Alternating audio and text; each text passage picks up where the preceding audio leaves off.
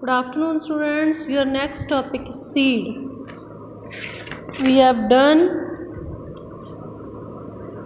post fertilization event ਜਿਹਦੇ ਵਿੱਚ endosperm and embryo. Next is seed. Embryo तक कर लिया, ਹੁਣ seed. In angiosperm, seed is the final product of sexual reproduction. Sexual reproduction the end ਵਾਲਾ product ਸਾਡੇ ਕੋਲੇ ਕੀ ਆ? Seed ਆ. It is also known as fertilized ovule. Ovule ਕੀ ਬਣਾਉਂਦਾ? Seed. So ਇਸ ਦਾ ਨਾਮ ਕੀ ਪੈ ਗਿਆ? Fertilized ovule ਵੀ ਕਹਿੰਦੇ ਆ. Seeds are formed inside fruit. Fruit ਦੇ ਅੰਦਰ ਬਣਦਾ ਆ. It consists of seed coat, cotyledons and an embryo axis. Structure of seed. Seed ਦੋ cotyledons ਦਾ ਬਣਿਆ ਹੁੰਦਾ ਹੈ ਤੇ ਇੱਕ ਐਮਬ੍ਰਿਓਨਿਕਲ ਸਟਰਕਚਰ ਦਾ ਬਣਿਆ ਹੋਇਆ ਆ, ਸਟਰਕਚਰ ਦਾ ਬਣਿਆ ਹੁੰਦਾ ਆ, ਠੀਕ ਆ। ਐਮਬ੍ਰਿਓਨਿਕਲ ਐਕਸਸ ਤੇ ਸੀਡ ਕੋਟ ਆਊਟਰ ਕਵਰਿੰਗ ਆ, ਕੋਟੀਲਿਡਨਸ ਜਿਹ 'ਚ ਫੂਡ ਸਟੋਰ ਆ, ਤੇ ਇੱਕ ਤੁਹਾਡੇ ਕੋਲੇ ਹੋ ਗਈ ਨੈਕਸਟ ਵਨ ਤੁਹਾਡੇ ਕੋਲੇ ਕੀ ਹੋ ਗਈ ਆ? ਉਹਦੀ ਐਮਬ੍ਰੀਓ ਐਕਸਸ।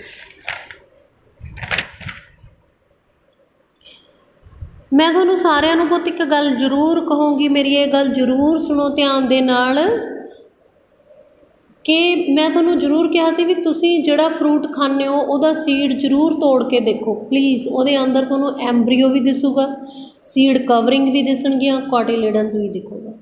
ਸੋ ਪਲੀਜ਼ ਔਰ ਪਲੀਜ਼ ਇਹ ਕੰਮ ਜ਼ਰੂਰ ਕਰਿਓ। ਅੱਜ ਮੈਂ ਚਾਹੁੰਦੀ ਹਾਂ ਵੀ ਸਾਰੇ ਸੀਡ ਨੂੰ ਤੋੜ ਕੇ ਦੇਖਿਓ, ਫਿਰ ਉਹ ਤੁਹਾਡੇ ਦਿਮਾਗ ਦੇ ਵਿੱਚ ਪੱਕਾ ਫਿੱਟ ਹੋ ਜੂ ਦੇ ਤੁਸੀਂ ਆਪਣੇ ਆਪ ਇਹ ਐਕਟੀਵਿਟੀ ਕਰੋਗੇ। ਕੋਟੀਲਿਡਨਸ of the embryo are simple structures generally thick and swollen due to storage of food reserve. ਪਹਿਲਾਂ ਵੀ ਪਤਾ ਕੋਟੀਲਿਡਨ 'ਚ ਕੀ ਆ? ਫੂਡ ਸਟੋਰ ਆ, ਜਿਹਦੇ ਕਰਕੇ ਉਹ ਥਿਕ ਤੇ swollen ਨੇ। Mature seeds are of two types. ਜਿਹੜਾ ਪੱਕਿਆ ਹੋਇਆ ਸੀਡ ਆ ਦੋ ਤਰ੍ਹਾਂ ਦਾ ਆ, ਦੈਟ ਇਜ਼ ਨੋਨ ਐਲਬਿਊਮਿਨਸ ਔਰ ਐਲਬਿਊਮਿਨਸ। ਜਾਂ ਨੋਨ ਐਲਬਿਊਮਿਨਸ ਹੋ ਜਾਂ ਐਲਬਿਊਮਿਨਸ। ਹੁਣ ਨੋਨ ਐਲਬਿਊਮਿਨਸ ਤੇ ਐਲਬਿਊਮਿਨਸ ਦੇ ਵਿੱਚ ਕੀ ਫਰਕ ਆ? Non albuminous seeds have no residual endosperm. Non albuminous ਉਹ ਸੀਡਸ ਨੇ ਜਿਨ੍ਹਾਂ ਦੇ ਕੋਲ ਐਂਡੋਸਪਰਮ ਬਿਲਕੁਲ ਨਹੀਂ ਬਚਦਾ, ਖਤਮ ਹੋ ਜਾਂਦਾ। It is completely consumed during embryo development. Embryo development ਵਿੱਚ ਐਮਬ੍ਰੀਓ ਨੇ ਇਹਨੂੰ ਟੋਟਲੀ ਖਾ ਲਿਆ, ਐਂਡੋਸਪਰਮ ਨੂੰ, ਜਿਹਨੇ ਐਮਬ੍ਰੀਓ ਨੂੰ ਫੂਡ ਦੇਣਾ ਹੁੰਦਾ ਆ।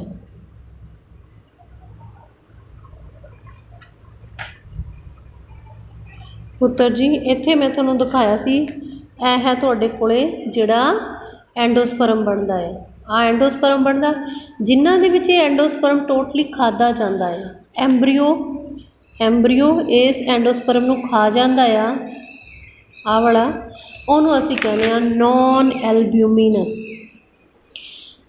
ਫਾਰ ਐਗਜ਼ਾਮਪਲ ਪੀ ਅਤੇ ਗਰਾਊਂਡਨਟ, ਮਟਰ ਅਤੇ ਮੂੰਗਫਲੀ ਦੇ ਵਿੱਚ ਬਿਲਕੁਲ ਨਹੀਂ ਹੁੰਦਾ।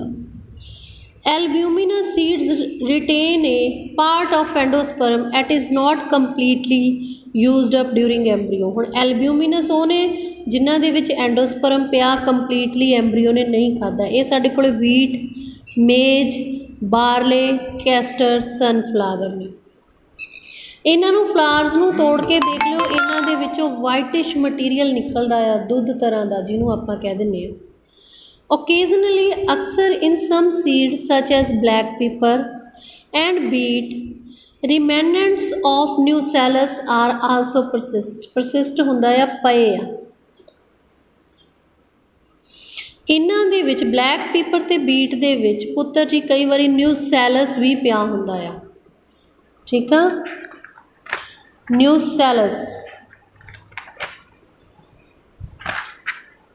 ਨਿਊਸੈਲਸ ਪਿਆ ਹੁੰਦਾ ਹੈ। ਨਿਊਸੈਲਸ ਕੀ ਆ? ਐਂਡੋਸਪਰਮ ਬਣਨ ਤੋਂ ਪਹਿਲਾਂ ਜਿਹੜਾ ਹੁੰਦਾ ਆ ਉਹਨੂੰ ਅਸੀਂ ਨਿਊਸੈਲਸ ਕਹਿੰਦੇ ਹਾਂ।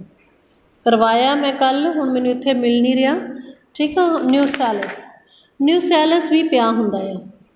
ਹੁਣ ਦਾ ਰੈਜ਼ੀਡਿਊਲ ਪਰਸਿਸਟੈਂਸ ਨਿਊਸੈਲਸ ਇਜ਼ ਦਾ ਪੈਰੀਸਪਰਮ। ਹੁਣ ਜਿਹੜਾ ਨਿਊਸੈਲਸ ਪਿਆ ਉਹਨੂੰ ਅਸੀਂ ਪੈਰੀਸਪਰਮ ਕਹਿ ਦਿੰਦੇ ਹਾਂ। ਓਵਿਊਲ ਦੇ ਤੁਹਾਡੇ ਕੋਲੇ 3 ਪਾਰਟਸ ਨੇ, इंटैगूमेंट न्यूसैलस फीमेल गैमेटोफाइट। आप इत्थे देखते हैं पहला वाली डायग्राम च जे पिया होया ये नहीं किधर गई हो थोड़ी ओव्यूल दी डायग्राम आ पिया न्यूसैलस कईयां दे विच आ एंब्रीओसैक आ इहदे नाल न्यूसैलस पिया आ ये भी है ना ठीक है न्यूसैलस एंब्रीओ नूं ये भी फूड ही स्टोर करदा कईयां च न्यूसैलस भी पिया हुंदा ये न्यूसैलस नूं असीं कह दिंदे आ पैरीस्पर्म कह दिंदे आ ठीक है। Integuments of ovule harden as tough protecting seed coats हुण मैं तुहानूं इंटैगूमेंट्स भी दिखाई चला है ना। इंटैगूमेंट्स ओव्यूल दी दो इंटैगूमेंट्स ने आउटर एंड इनर जिहड़ी प्रोटैक्शन का काम करदियां ने इन्हां तो बन गई सीड दी आउटर लेयर। सीड दी आउटर लेयर नूं असीं क्या कह दिंदे आ प्रोटैक्टिव टच सीड कोट्स वो बन गए ने ठीक है सीड दी बाहरली covering. The micropyle remain as a small pore in the seed coat जिहड़ा माइक्रोपाइल एरिया वो जिहड़ी सीड कोट आ उहदे विच छोटे जे पोर की तरह ही आ उवें ही होल की तरह पई है क्यों पई आ वो स्मॉल पोर की तरह माइक्रोपाइल रीजन के उत्ते जिहड़ा माइक्रोपाइल रीजन आ उत्थे जिहड़ियां आउटर ते इनर इंटैगूमेंट है नहीं गईयां ठीक है उत्थे स्मॉल पोर खाली जगह आ हुण उवें सीड कोट चों खाली जगह पई आ तो what is the function of this वो की करती है this facilitate the entry of oxygen and water into the seed during germination जदों असीं जर्मीनेशन उहदी सुनी है ना सीड दी तो ये राही ही पानी अंदर जाता है एंब्रीओ नूं ते इहदे राही अंदर ऑक्सीजन जाती है एंब्रीओ नूं फिर पानी दे नाल सीड ने स्वैलअप हो जाना फट जाना तो एंब्रीओ ने बाहर निकले आना एंब्रीओ की अ बेबी प्लांट।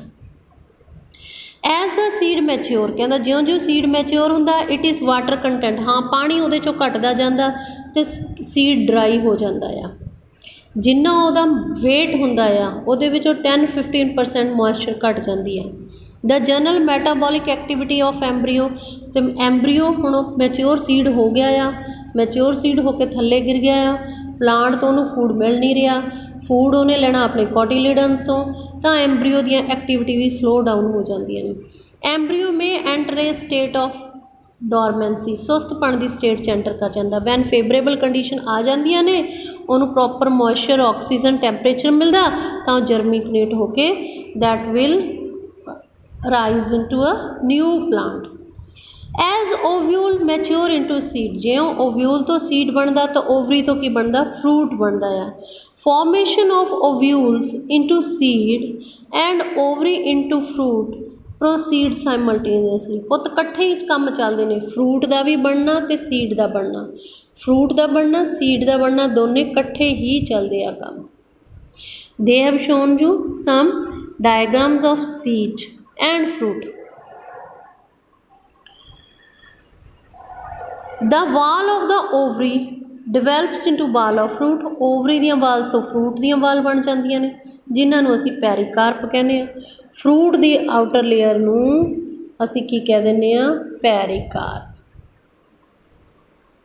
फ्रूट की बाहरली लेयर नूं असी पैरीकार्प कहने आ। फ्रूट में भी फ्लैशी जिमें गावा ऑरेंज मैंगो फ्लैशी होंदे ने एटसैट्रा और मे भी ड्राई फ्रूट भी है ने ground nut mustard. Many fruits have evolved mechanism for dispersal of seed कईयां दे उत्ते डिस्पर्सल का भी अलग दा फिनोमिना हो गया या डिस्पर्सल ऑफ सीड का भी डिस्पर्सल का मतलब है कि कई जड़े थोड़े कोले फ्रूट्स ने या कई सीड्स ने उन्होंने विंग्स भी लगे होंगे ने आ जी तुसी माई बुढ़ी नूं फूका मारदे हो की आ कित्थों निकलदी आ वो अक चों निकलदी आ है ना अक देखिया सारे ने बहुत मैक्सीमम स्टूडेंट्स ने अक नहीं देखा जो नहीं देखा अपने घरदिਆਂ ਨੂੰ कह दिओ भी अक दिखा देना। अक का जोड़ा फ्रूट आ बड़ा सारा वो किन्ने सीड्स निकलते हैं जिन्ने भी सीड्स ने सब ते विंग्स लगे होंगे ने मार दिओ कि नहीं फूकां थोड़ी हवा दे नाल फूक दे नालों दूर जाते हैं सीड डिस्पर्सल होंदी है उन्होंने विंग्स लगे हुए ने डिस्पर्स होने के लिए। In most plants by the time the fruit develops from the ovary fruit ovary तो डिवेलप होंदा है, फिर जदों फ्रूट ओवरी तो डिवेलप होंदा बाकी दे जिहड़े पार्ट्स ने वो डीजनरेट होकर डिग जाते हैं। बाकी दे की पार्ट्स ने सैपल्स, पैटल्स, स्टिग्मा, ठीक आ, anthers. However, in a few species such as apple, strawberry, cashew, thalamus also contribute to fruit formation। thalamus भी fruit बनाउण च help करदा आ। मैनू लगदा भी तुहानू कुछ कुछ नू याद हो, थैलमस +1 च दस्सिया होया सी, कुछ क तां भुल गए। थैलमस की हुंदा?